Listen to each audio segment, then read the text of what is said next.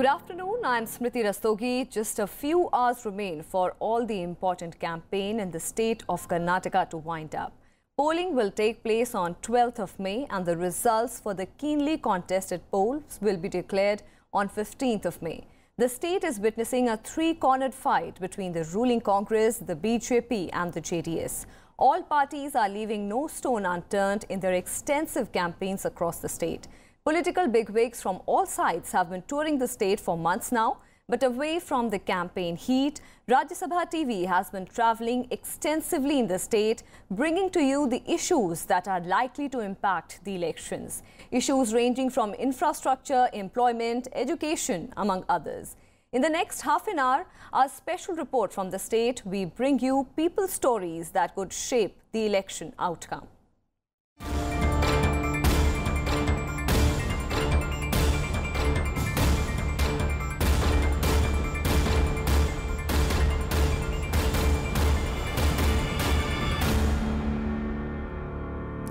Bengaluru is home to about a sixth of Karnataka's population. The state's capital sends 28 members to the 225-member Legislative Assembly. Although Bengaluru generates a bulk of the state's tax revenues with the IT hub tag, the branding sits at the odds with the myriad civic issues plaguing the city, from traffic snarls to frothing lakes. Our correspondent Kriti Mishra gets you this ground report. The first impression of the Bellandur Lake in Bengaluru is of a vast expanse of snow and snowflakes floating in the air. Unfortunately, the reality is quite different. What looks like snow is harmful froth from the city's largest lake. Bengaluru's decaying nature is symbolized by this lake, which catches fire every now and then after a deadly cocktail of untreated chemicals and sewage is emptied into its water. For me, staying next to Bellandur Lake is the biggest issue. It's very polluted, and I don't know why the officials around here are not taking it very seriously. I think it's more than a decade the Bellandur Lake has been an issue. So I feel personally very concerned that this issue has not been taken that seriously to a level wherein it should have been cleaned up by now. A garden city that first turned into the country's IT capital became a pensioner's paradise and now a startup town. The lightning speed of Bengaluru's growth has come at a cost. The city's image has been dented by its growing problems of garbage pile-ups, traffic snarls and crumbling public infrastructure. The lake should have been a source of water which we collect, but is completely polluted. There is no treatment plants, for example. So the air pollution, the ground pollution and the water pollution is one of the most severe issues we are facing here. These pressing issues have forced the three main contenders in the elections to draw up special campaign for the city. With a dedicated manifesto for India's tech hub, Bengaluru region, the ruling Congress has promised to spend 1 lakh crore rupees on developing the city's infrastructure. When you look at Bangalore city, we've promised 1 lakh crores worth of investments to truly make Bangalore the cosmopolitan capital city, not just a second capital for India, but a global city that the entire country can be proud of. BJP was first off the blocks with its Save Bengaluru Padayatra in all the 28 constituencies, talking about how law and order and city infrastructure has deteriorated under incumbent Congress government. Bellandur Lake issue has become an not only Bangalore news, it has become not only India, it's become an international news. And it's an insult to the state because Bangalore is one of the fastest growing city in the whole country. Bangalore traffic gets congestion and stops. The whole growth of Karnataka stops. It's really correct because Bangalore population is growing and people are really want to come and invest, and the traffic management is very, very bad. Despite all the attention Bengaluru gets as India's technology and startup hub, the city is infamous for low voter turnouts in every election for more than 3 decades. In the last assembly elections, while the rest of Karnataka saw a voter turnout of over 70%, Bengaluru was at 58%. Of the 28 seats in Bengaluru, the BJP grabbed 12 seats in 2013, Congress 13 and the JDS won 3 seats. The BJP won 3 of the 4 parliamentary seats in 2014. In the fierce contest for the state, Bengaluru's 28 seats will play a very crucial role. After Cape Town's severe water shortage, it is feared that Bengaluru could be the first Indian city to run out of drinking water by the year 2030. Rising pollution, frothing lakes, traffic snarls and inadequate power supply. These are pressing issues and voters would watch out how political parties promise to address them. Reporting from Bengaluru with camera person Yogesh Agarwal, I'm Kriti Mishra for Rajya Sabha Television. And as Mangaluru braces for the upcoming polls, the incumbent Congress is facing a big challenge to hold its tally, where it had swept all the 3 seats of the city in Dakshin Kannada. The ruling party is particularly facing questions on the issue of sand mining, which is having its impact felt in the urban as well as the rural belt. Mangaluru, the most cosmopolitan city of Dakshina Kannada, is these days the ground zero of election activities. Last week, Congress released its manifesto in the city. BJP bigwigs are also slated to address election rallies and meetings in the coming weeks. BJP has said development is the only agenda for the Karnataka Assembly polls. Whatever little development we are seeing today, it is the continuation of additional funds issued during the previous regime or funds which have come from the central government. Otherwise, per se, this government during the past 4.5 years has not done anything toward development in the city. BJP has also alleged that Siddaramaia's flagship Bhagya scheme are burdening the state's treasury as it has not yielded the desired results. If you calculate it per capita of Karnataka, each and every individual today owes 50,000 bucks. So this is not a small amount. The government of Karnataka, irrespective of whatever bhagyas they have announced, it is a burden on every citizen of Karnataka, and this is just not acceptable. The Congress is holding all the 3 assembly seats of the city. Among them is State Minister UD Khadir. The 2-time MLA claims that the opposition has no real issues to take on the government's record in office. Our government feels that every individual, the poorest of the poor, and the weakest of the weakest section has got right in the asset of the state. So we have to make programs for them. See, people like these people, we have to make programs like Anna Bhagya, like their children should get milk in the school. It's not just the issues like jobs for youth and Siddaramaiah government's Bhagya schemes. The opposition BJP is also questioning the incumbent government over the issue of sand mining, which they claim is impacting both rural and urban lives in Mangaluru and areas around it. Who want to build their own houses, they're finding it very difficult to access the sand. The sand mafia is playing havoc here. Even a deputy commissioner of a district was attacked by the goons of sand mafia. Though the NGT has banned sand mining in the state, Shashidhar Shetty, a local ceramic businessman and environment activist who had moved NGT demanding ban, claims rules are flouted even today. The government too admits that the issue of sand mining has not been entirely resolved. River जो है पूरा अभी खराब हो रहा है कि river का बेसिन भी रिवर का जो बेसिन कहते हैं वो भी खराब हो गया और जो एनजीटी का लॉ है पूरा ओवरलोड करके ये लोग कम से कम 14 करोड़ रुपीस का सैंड लूट किया है अभी हमारा पीने का पानी भी सॉल्ट हो रहा है इधर Problem has to solve, and the CRZ problem and this non-CRZ problem, these are not only on the state, it's on the center also. CRZ, the policy to change the CRZ code of rules also is been recommended by the government. The activists, however, blame both the state government and the centre for continuing apathy towards the natural resources. Rajat Kain's report for Rajya Sabha TV. The sons of the 2 political veterans running for the Chief Minister's post in Karnataka were expected to face off in the constituency of Varuna in Mysuru.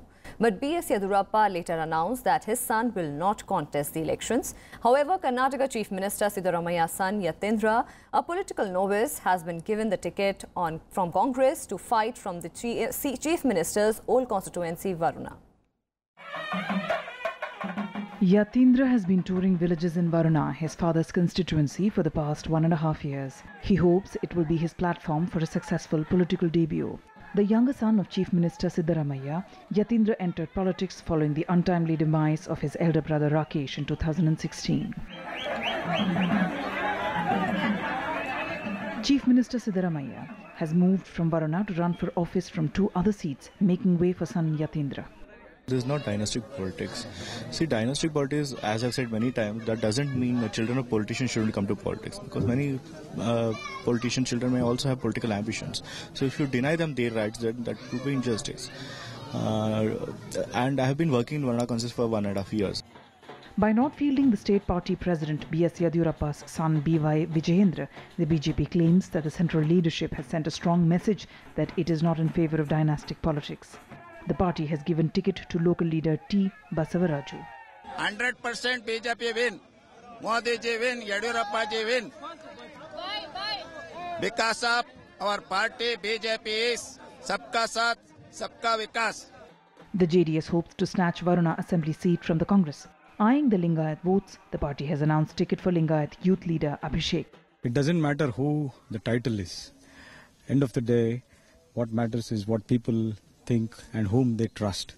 And I believe they trust me, and they have a lot of faith, and I have a lot of commitment towards the development of this constituency.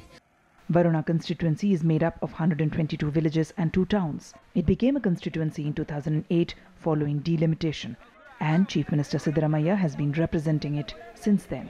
The Congress party followed the principle of one family, one ticket in the Punjab and Uttarakhand elections. But in the crucial Karnataka elections, winning is the major criteria. Now that Chief Minister Siddaramaiah has left the Varuna seat for his son Yatendra, it remains to be seen whether the move reaps political benefit for the Congress party. Reporting from Varuna, with camera person Yogesh Agarwal, I'm Kriti Mishra for Rajya Sabha Television. The Chamundeshwari Assembly constituency in Mysuru will witness a high-pitched electoral battle as Chief Minister Siddaramaiah is in the fray, who won from here 5 times since 1983. The seat is currently held by G.T. Devagowda of the JDS, a former aide turned competitor of the Chief Minister. As Siddaramaiah will contest from the 2 constituencies, the opposition claims that Karnataka Chief Minister will face tough contest in the seat where he began his career. About 15 kilometers from Mysuru, the Chamundeshwari temple in the Chamunda Hills falls in the assembly seat that's seen as Chief Minister Siddaramaiah's bastion. The Karnataka Chief Minister has contested from this seat 7 times and won 5 times. 3 of those victories came when he was a candidate of the JDS. Siddaramaiah moved to Varuna constituency after its delimitation in 2008. As Siddaramaiah is touring the state extensively, other senior Congress leaders are helping out in the campaigning. एक भी योजना ऐसी नहीं है जो सिद्धारमैया साहब ने जो यहाँ के लोगों को ना दी हो। शीर भाग्य, अन्न भाग्य, इंदिरा कैंटीन, किसानों को 22.5 लाख किसानों को बिना उसके कर्ज दिया और आने वाले कल में 75 लाख किसानों का फायदा करने के लिए, नौजवानों को स्मार्टफोन देने के लिए। ये सिर्फ योजनाएं नहीं हैं, ये यहाँ की तरक्की का एक आयाम है, एक आगाज है। The JDS claims that winning Chamundeshwari will be an uphill task for the Chief Minister. A major challenge is from the sitting JDS MLA G.T. Devagowda, a prominent Vokaliga leader. Campaigning at 11 p.m. through the narrow lanes of the constituency, Devagowda says Siddaramaiah was not confident of winning from Chamundeshwari, which is why he is contesting from Badami as well. But Siddaramaiah Chief Minister, after this time is no development, no relationship because of paid up in people. Totally rejected in people Siddaramaiah. Because of canvassing, starting Siddaramaiah Chamundeshwari constituency, every village going to constituency, people is supporting not Siddaramaiah. Because of seeing Siddaramaiah, doubtable, elected, confident, no confident this constituency, because of going to Badami. Agriculture is the primary occupation and lack of irrigation facilities is a major poll issue in this high-profile constituency. The constituency, which has 2.89 lakh voters, has a strong mix of Vokaligas and OBCs peppered with minorities and Dalits. The consolidation of these groups holds the key to the poll here.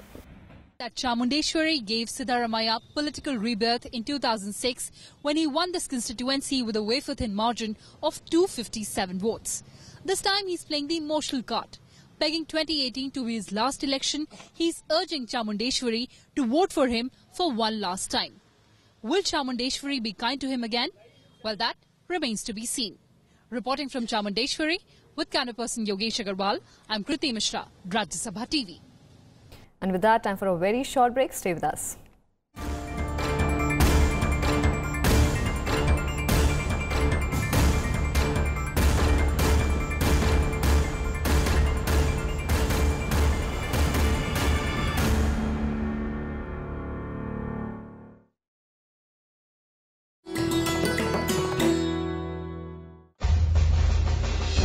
Enter the majestic forecourt of Rashtrapati Bhavan and you'll come across the Jaipur column. A gift to the Viceroy from Savai Madho Singh, the Maharaja of Jaipur, to commemorate the creation of the new capital. The 145-meter high column is crowned with 6 pointed crystal stars on a bronze lotus, and inside the stone shaft runs a steel tube which weighs a little more than 5 tons. The base of the column has text conceived by Lord Irwin and Sir Edwin Lutyens inscribed on it.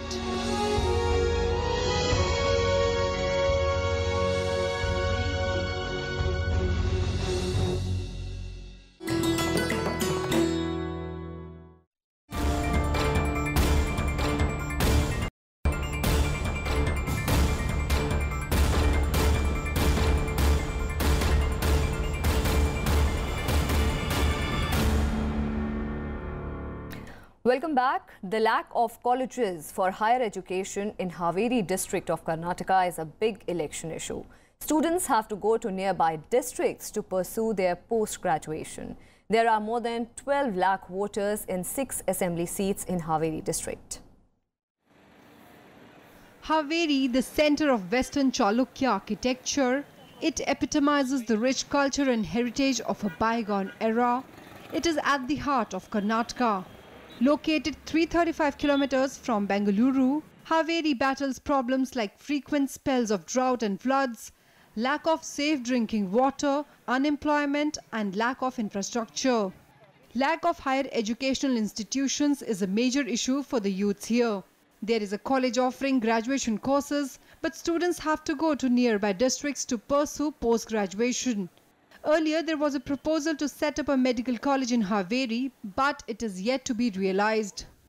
Employment का तो बहुत ही दिक्कत है यहाँ पे, employment नहीं है और एजुकेशन का यहाँ पे डिग्री तक हम यहाँ पे पढ़ सकते हैं इस सिटी में और सराउंडिंग इसको 7 तालुका आता है, 7 तालुक में भी सभी डिग्री कॉलेज है मगर मास्टर डिग्री के लिए यहाँ पे कोई कॉलेज नहीं है सर। 15 से 20 साल हो गए डेवलपमेंट होने के लिए, अभी तक भी हो रहा ही है, कम्प्लीटली अभी तक भी नहीं हुआ है। इधर हायर एजुकेशन के लिए, मास्टर डिग्री के लिए और पीजी सेंटर्स चाहिए और एजुकेशन के लिए तो बहुत सारा डेवलपमेंट होना ही है। Haveri district has 6 assembly constituencies, namely Shigaon, Hangal, Hirekerur, Haveri, Byaggi and Renebennur. The district has more than 12,13,000 electorates. The Election Commission is running a campaign to increase voting percentage. We have taken a lot of innovative things and initiatives regarding the sweep activities, that is awareness programs.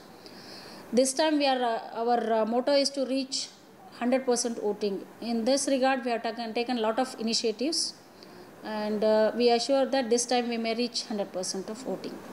Issues relating to the youth are in the forefront in the elections this time. A higher number of first-time voters are expected to participate in the poll process. Their issues and which way they vote could have a big impact on poll outcome. Navikram Singh's report for Rajya Sabha TV. Old Mysuru consists of areas that came under the erstwhile Mysuru kingdom. The region has traditionally been the battle turf between the Congress and the JDS. The BJP is also trying to make inroads in this Vokaliga bastion, looking to cross the halfway mark on its own. The old Mysuru region is BJP's focus like never before. The party is holding Padyatras almost every day to bolster its fortunes in the 2018 assembly elections here. Reaching this region, from where Chief Minister Siddaramaiah hails, is seen as a challenge for the party. The mission to topple the Congress hinges to a large extent on reaching out to the Vokkaligas, the dominant caste in this region. But BJP says it will focus on its development plank rather than the caste matrix. Traditionally, this old Mysore region is a weak link for BJP. Even during the peak of 2008 assembly election, when we got 110 seats, the entire old Mysore region, in the 5 districts, out of 33 seats, we got only 2 seats. This time, for the first time, we will cross double digit. It's a prestige battle for the Congress in the region. The party seeks to re-establish its dominance with several ministers in the fray. Whole Mysore region, 100% we are going to win all the seats. This is what I personally. And why? Reason is we have done a good job and we are with the people. This is people sarkar. The JDS poses a formidable challenge to the Congress and the BJP. In the 2013 assembly elections, out of the 61 seats, the Congress won 27, the JDS grabbed 25 and the BJP won 4 seats. Mysore and Mandya is a very good Vakaligas and all other people is there. It's a very good people is there, all JDS. Mysore Mandyadalli JDS ಪ್ರಬಲವಾಗಿದೆ. ಅದು ಯಾವಾಗಲೂ ಅಲ್ಲಿ 7 ಜನ ಗೆದ್ದಿದ್ದಾರೆ. 7 members is the winning of Mandya. This is 4 members. Mandya and Mysore is very powerful of JDS. The Vakaliga people is there. The old Mysuru region, which comprises of Mysore, Mandya, Hassan, Bengaluru Rural, Chamarajanagar, Ramanagaram, Kolar, Chikkaballapur, Kodagu and Chikmagalur, is the biggest sub-region in the state. BJP President Amit Shah has exuded confidence that this region will give the biggest shock to the Congress and the JDS, while these parties have also vowed to preserve their turfs. After most pre-poll surveys have predicted a close contest in Karnataka, experts say that this region will be extremely crucial for the contenders and will play a decisive role in government formation. Reporting from Mysuru, with camera person Yogesh Agarwal, I'm Kriti Mishra for Rajya Sabha Television. In coastal Karnataka's Udupi district, it is the fishing community which is tipped to play a crucial role. The tight-knit community is now a divided lot over the issue of using lights while fishing in deep seas, which some claim may endanger the future of fishing. Here is a detailed report. Day begins early in this coastal town of Karnataka. Hundreds of fishermen return to the harbour in Malpe to unload their catch, some of them spending days in the high seas to earn their livelihood. But as polls approach, this tight-knit fishing community is a divided lot on the issue of use of light by fishing boats called light fishing, which is now banned in Karnataka. The opposition to light fishing came mainly from a union of fishermen who favor the use of trawlers. ನನ್ನ ಹೆಸರು ರವಿರಾಜ್ ಅಂತ. ನಾನಿಲ್ಲಿ driver union president ಆಗಿದ್ದೇನೆ. ಇಲ್ಲಿ ಉಡುಪಿಯಿಂದ ಇಲ್ಲಿ ಕರಾವಳಿ ಕರ್ನಾಟಕದಲ್ಲಿ ಹಲವು ರೀತಿಯ ಮೀನುಗಾರಿಕೆ ಇದೆ. ಇಲ್ಲಿ ಮೀನುಗಾರಿಕೆ ಬಿಟ್ಟರೆ ಇನ್ನು ನಮಗೆ ಬೇರೆ ಏನೂ ಬಿಸ್ನೆಸ್ ಇಲ್ಲ. ಎಲ್ಲ ಪ್ರತಿಯೊಬ್ಬರು ಕೂಡ ಈ ಮೀನುಗಾರಿಕೆನೇ ನಂಬಿಕೊಂಡಿದ್ದಾರೆ. But not all fishermen agree with Ravi Raj. Another fisherman union is against the decision to ban light fishing. जो लाइट फिशिंग है उसमें कुछ प्रॉब्लम नहीं है हमारे हिसाब से. वो हम लोग बड़ा रापन डाल के जाले मारते हैं. वो भी महीने में 13-14 दिन का फिशिंग करते हैं. वो मून रहता है वो टाइम नहीं होता है. और हम लोग उसमें कुछ मच्छी भी ताज़ा आता है और कुछ हम लोग उसमें छोटा मच्छी बर्बाद होता है. वो नहीं है. It is not just the issue of light fishing. The community is also seeking larger share from the state government for its development. The current office bearer of the local fishing federation, Yashpal Suvarna, close to the BJP, blames the state government for doing too little. So all the business is dependent upon the fishing activities. It provides more than 3 lakhs employment in our 3 districts because it is a connected activity. So the state government has been neglected our fisheries sector from last 5 years because the very poor fisherwomen, they don't have their own land. They can't pledge for it loan, mortgage. Because of the CRZ problem also, we are suffering same problem. Observers too feel the campaigning will focus on issues concerning the fishing community. This being a coastal belt, issues related to fishermen definitely will play an important role. Any person who gives them a promise for a better life, better living situations. Udupi MLA Pramod Madhvaraj, the state fishing minister, who also belongs to the fishermen community, however, puts the onus on the centre when it comes to fishing on high seas. There are 2 zones in the sea. up to 12 nautical miles from the shore, it is the state waters. And beyond 12 nautical miles, it is the Government of India domain. So Government of India has to take any stand on the fishing policy beyond 12 nautical miles. So it doesn't come under the state government. The issue of light fishing and trawler fishing has left fishermen divided in their opinions. Perhaps it's for this reason that many admit that these two could play one of the talking points in the upcoming elections in the coastal area of Karnataka. In Udupi with camera person MS Suresh, Rajat Kane for Rajya Sabha TV. Chikmagaluru, the picturesque holiday destination of Karnataka, is witnessing a triangular contest between the Congress, the BJP and the JDS. Even as all the three parties claim to be winning most number of seats, it is the presence of the JDS and a large number of Vocaliga voters in the district who have made the contest keener. We leave you with this report of Rajat Kane. Thanks for watching. It is not just the change of geography crossing over the western Ghats from coastal belt of Karnataka, the political contours too change in this home of coffee plantation. The direct Congress-BJP fight gets triangular in Chikmagaluru with JDS in the fray. Salamanna, first question, Raitra Salamanna, farmers loan issue. ಇವತ್ತು ರೈತರ ಸಾಲ ಮನ್ನಾ ಮಾಡೋದೇ ನಮ್ಮ ಪಕ್ಷದ ಮೊದಲನೇ ಕಾರ್ಯಕ್ರಮ. ಮತ್ತು ಜನಪರವಾದಂಥ ಆಲೋಚನೆಗಳು ಮಾಡ್ತಾ ಇದ್ದೀವಿ. ಕುಮಾರಸ್ವಾಮಿ ಅವರು ನಮ್ಮ ರಾಜ್ಯದ ಅಧ್ಯಕ್ಷರು ಭಾಳ ಒಳ್ಳೆಯ ಕಾರ್ಯಕ್ರಮಗಳನ್ನು ಕೊಡ್ತಾ ಇದ್ದಾರೆ ಜನಪರವಾದ್ದು. ಆ ಇಶ್ಯೂ ಇಟ್ಕೊಂಡು ನಾವು ಇವತ್ತು ಚುನಾವಣೆಗೆ ಹೋಗ್ತಾ ಇದ್ದೀವಿ. Out of the 5 assembly seats in the district, which has a high number of Vocaliga community voters, JDS is holding 2, Mudigere and Kadur, and is considered to have impact on other 3. At the end of the fight, the BJP, which won 2 seats of Sringeri and Chikmagaluru Taluka, is confident of improving its tally by at least doubling it. The party, however, dismisses any contest from the JDS. It is the ruling Congress they feel will pose a fight. यहाँ पूरा triangular set तो है, मगर ज़्यादा हमें कांग्रेस के साथ हमें लड़ना ज़रूरी है. यहाँ JDS का यहाँ 2 सीट है, एक तो कड़ोर और एक मोडिगेरे, मगर इस बार हमें कांग्रेस हमारे साथ ज़्यादा जीतने के काम कर रहा है. Facing the heat of a triangular contest, the Congress is also fighting to hold on to its tally of single seat Tarikere in the district, which has been historically significant for the party. This time it says the result will be different in the triangular contest.